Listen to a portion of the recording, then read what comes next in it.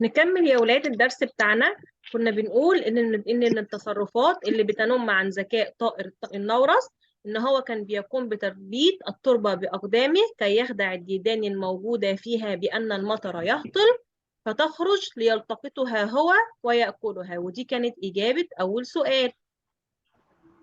تاني سؤال يا ريتالي، اتفضلي اقرأيه وجاوبي عليه. لماذا تخرج التيتان من التربة عند سماع التربية؟ تمام. آه، لأنها بتظن إن إيه؟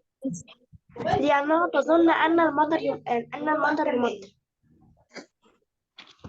طيب ممكن اللي فاتح المايك ومش بيجاوب يقفله، لان احنا يعني سامعين كل الاصوات اللي عندكم. اه تخرج الديدان من التربة يا ريتال، قلتي تاني ليه؟ لانها تظن. لأنها تظن أن المطر لأن لانها ثواني تظن كده. ان المطر. برافو. أن المطر يهطل فتخرج ليلتقطها وهو يأكلها للأسف. ان المطر يهطل. يهطل. بس كده، لانها تظن ان المطر يهطل. برافو يا ريتال، شكرا ليكي. طيب انا عاوزه ريتال تاني. يعد النورس من الطيور الذكيه ومن تصرفاته التي تنم عن هذا الذكاء. يعني ايه تنم؟ تمام. امم آه، ثواني. تدل. برافو. تنم يعني تدل. عكسها؟ آه، تنم. تنم يعني تدل يعني تظهر. عكس تظهر ايه بقى؟ تختفي. تخفي. تنم يعني تدل، عكسها تخفي. ده معنى تنم. شكرا شكرا ليكي يا ريتال. طيب تتنم عن هذا الذكاء تربيط التربة. تربيط التربة معناها ايه يا عمر محمد؟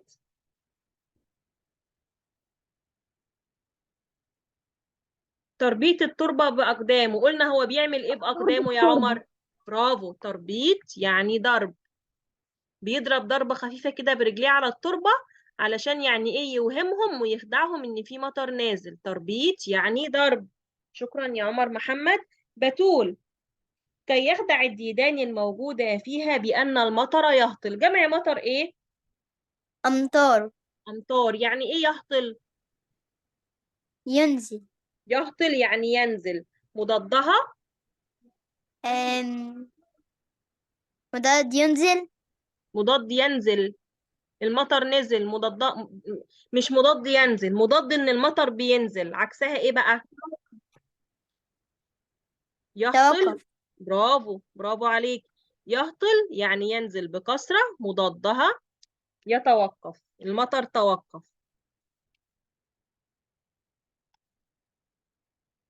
فتخرج ليلتقطها.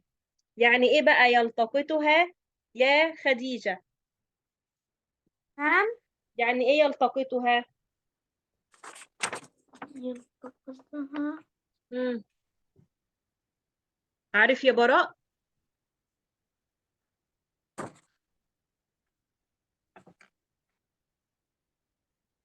أيوة. مم. يأخذها ليأكلها. برافو. يلتقطها يعني يأخذها ليأكلها.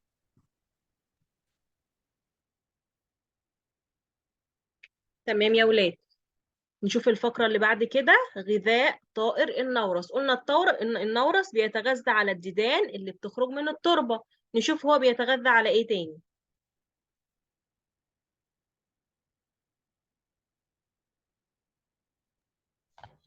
يتغذى النورس على الأسماك والديدان والحشرات الموجودة بالبحيرات. يبقى يتغذى على ايه؟ الأسماك والديدان والحشرات. الأسماك دي اللي موجودة في البحيرة جوه في المية، والديدان والحشرات دي اللي بتبقى موجودة على شطوط البحيرات. وله طريقة عجيبة في صيد الأسماك، حيث يطير فوق الماء وله قدرة على رؤية السمك تحت الماء، فينزل ليصيده بمنقاره الطويل ثم يعاود الطيران. كما أنه يتتبع مراكب الصيد ليأكل بقايا السمك. اتفضل اقرأ عمر شريف. يتغذى النورس على الأسماك والديدان والحشرات الموجودة بالبحيرات، وله طريقة عجيبة في صيد الأسماك، حيث يطير فوق الماء وله قدرة على رؤية السمك تحت الماء شكرا يا عمر. فينزل. كمل يا عمر محمد. فينزل ليصيده.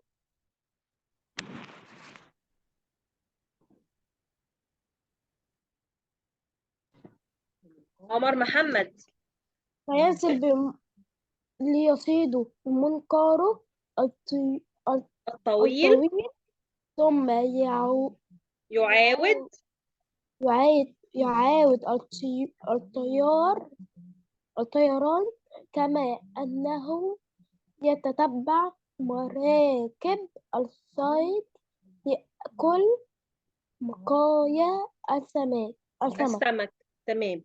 يبقى يا ولاد قلنا ان طائر النورس بيتغذى على الاسماك اللي بتبقى موجوده في البحر، وبيتغذى او بيتغذى كمان على الديدان والحشرات اللي بتبقى موجوده على الشط او في التربه. وليه طريقه بقى عجيبه قوي في صيد الاسماك، ان هو بيفضل طاير، وبيقدر ان هو يثبت نفسه في مكان معين في الجو، ويراقب من فوق كده من الجو، يراقب حركة السمك اللي موجودة في المية. وليه نظر قوي بيمكنه ان هو يقدر يشوف السمك وهو تحت المية. فأول لما بيشوف سمكة موجودة تحت المية بيطير بسرعة جدا، ينزل ياخد السمكة بمنقاره، ينزل يغوص في المية تحت وياخد السمكة بمنقاره ويطلع تاني. يعاود الطيران، كمان بيتتبع مراكب الصيد علشان يأكل بقايا السمك اللي بتبقى موجودة فيها. أول سؤال: ما الطريقة التي تتبعها النوارس في صيد طعامها؟ ريتال اتفضلي.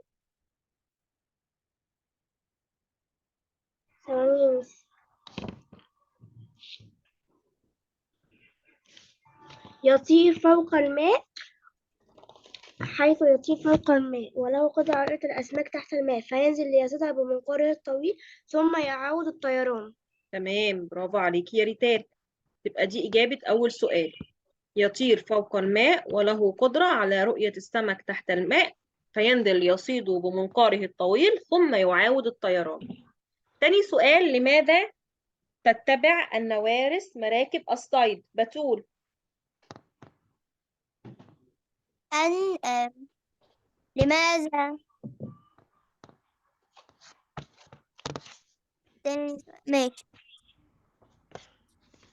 لأجل أن تكون آه،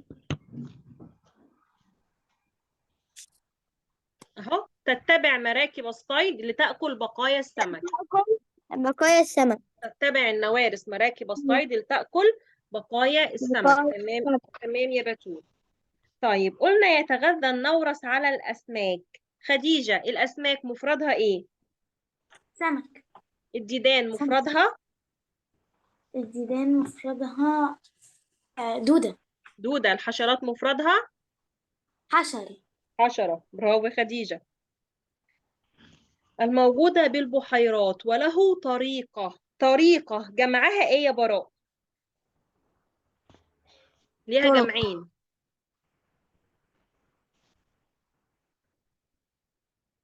جمعها إيه يا براء طريقة؟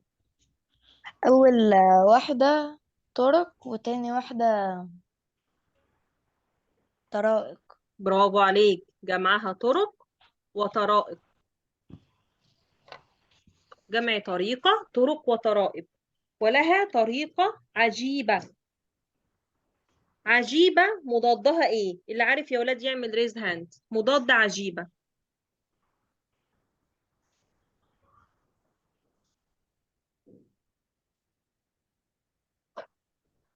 براء وبتول قالوا. قول يا ريتال. مألوفة. عادية او مألوفة. برافو عليك. عجيبة مضادها هعمل كده اكس. عادية ومألوفة.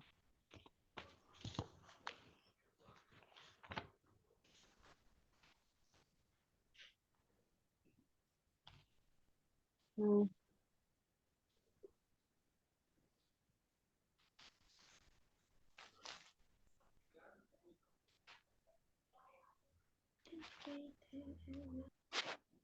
مضاد عجيبة عادية ومألوفة في صيد الأسماك حيث يطير فوق الماء وله قدرة. جمع قدرة إيه؟ جمع قدرة إيه يا جودي؟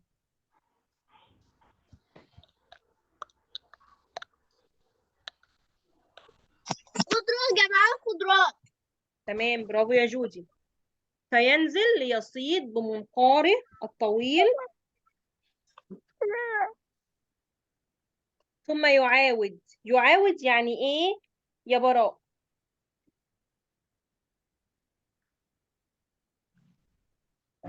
يعاود يعني يكرر. برافو عليك، يعاود يعني يكرر الطيران. يعاود الطيران يعني يكرر الطيران. كما أنه يتتبع مراكب الصيد. يتتبع يعني إيه يا ريتال؟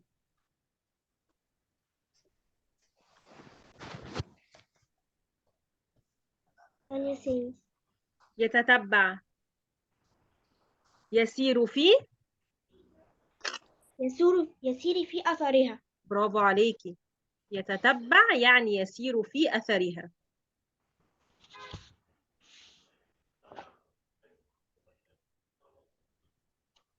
ويعاود يعني يكرر.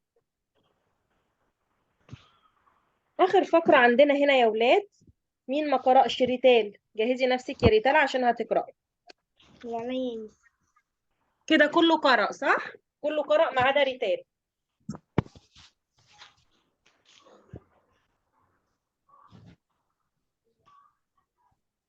أساليب تواصل النورس.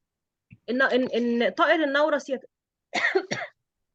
طائر النورس أو النوارس بتتواصل إزاي مع بعضها؟ أول حاجة بتتواصل بصوتها، قلنا إن ليها أصوات صاخبة، صوتها ده بتتواصل بيه مع بعض. في حاجة كمان، طريقة تانية النوارس بتتواصل بيها مع بعضها هنعرفها دلوقتي.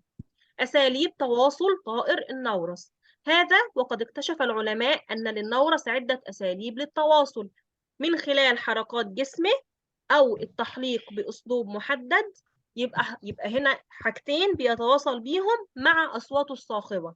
أول حاجة أصواته الصاخبة، تاني حاجة من خلال حركات بجسمه، تالت حاجة التحليق بأسلوب محدد.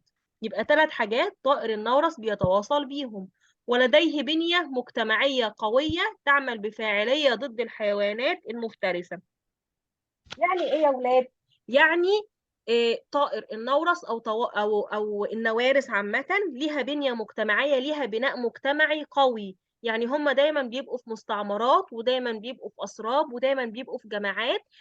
وجود طائر النورس في جماعات ديت بتعمل بفاعلية ضد الحيوانات المفترسة، ما بتخليش أي حيوانات مفترسة أو أي طيور جارحة تقرب له طالما هم كلهم بيبقوا موجودين في مجموعات.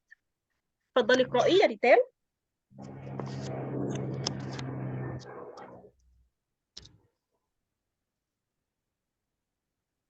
هم؟ مس ريتال قافلة المايك. ريتال المايك آه. مقفول. اتفضلي. هذا وقد اكتشف العلماء أن للنورس عدة أساليب للتواصل، من خلال حركات بجسمه أو التحليق بأسلوب محدد، ولديه بنية مجتمعية قوية تعمل بفعالية ضد الحيوانات المفترسة. تمام. تمام يا ريتال، برافو عليك. طيب أنا عاوزة بتول تجاوب لي على أول سؤال، كيف تتواصل النوارس مع بعضها؟ بالصوت أو بالحركة أو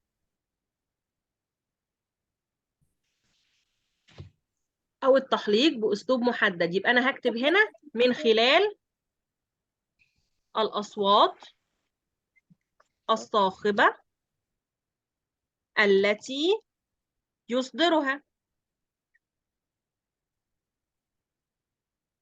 أو، وهكمل الإجابة بتاعتي بقى. احنا قلنا 3 حاجات بيتواصل بيها، هشد خط بقى تحت الحاجات دي. أو من خلال حركات بجسمه، أو التحليق بأسلوب محدد. يبقى دي إجابة السؤال ده، كيف تتواصل النوارس مع بعضها؟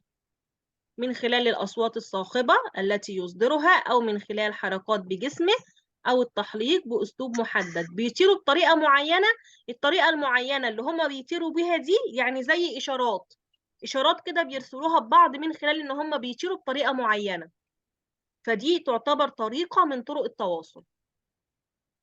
كيف تحمي النوارس نفسها من الحيوانات المفترسة؟ تاني سؤال عمر محمد.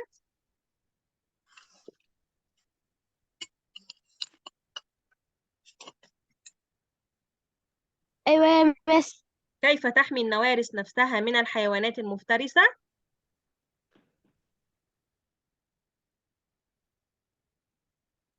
من خلال حركات بجسمها.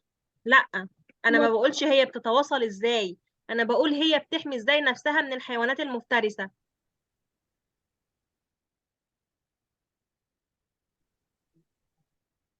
لديه بنية مجتمعية.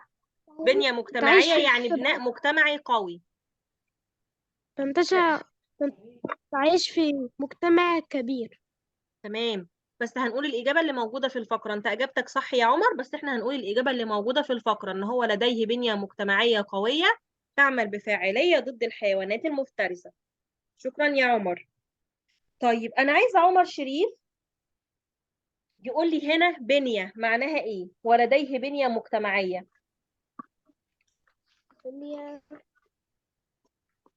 أنا قلتها وأنا بشرح.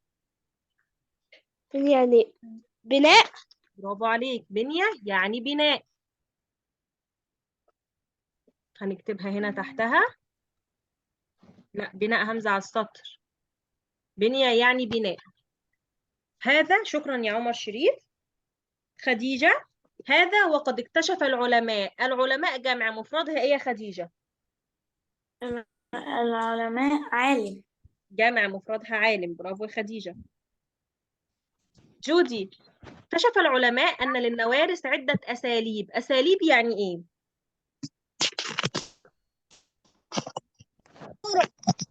أساليب يعني طرق. طب مفرد أساليب ايه؟ أسلوب. برافو، مفردها أسلوب.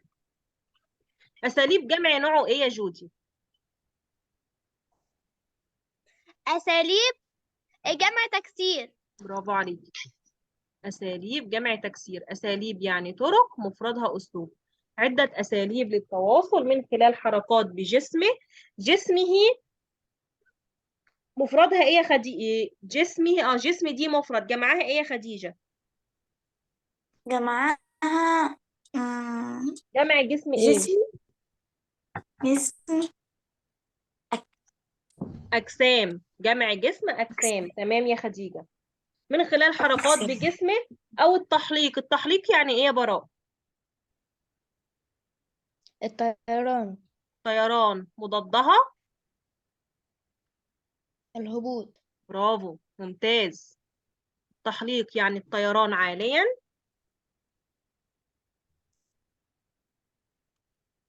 مضادها فعلا الهبوط.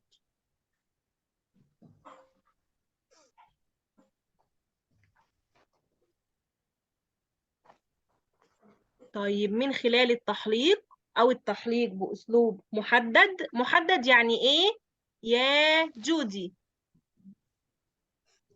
محدد يعني معين. معين، برافو يا جودي.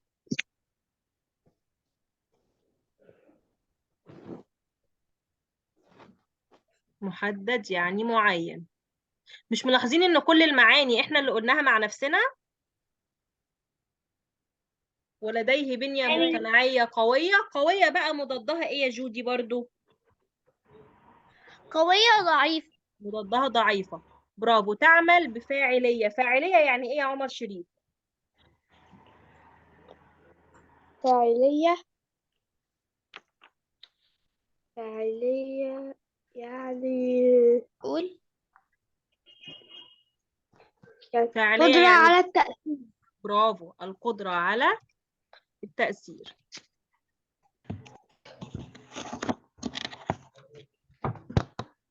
يعني يا ولاد وجود طائر النورس في مجموعات أو إن هو موجود في بنية مجتمعية قوية.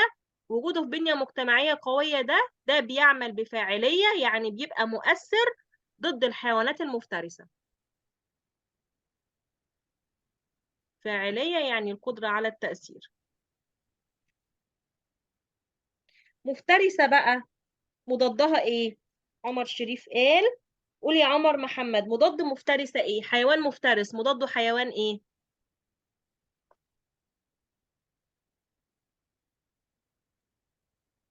سهلة جدا. أليف، برافو. يبقى مفترسة مضادها، فين الإكس أهي، المفترسة مضادها الأليفة.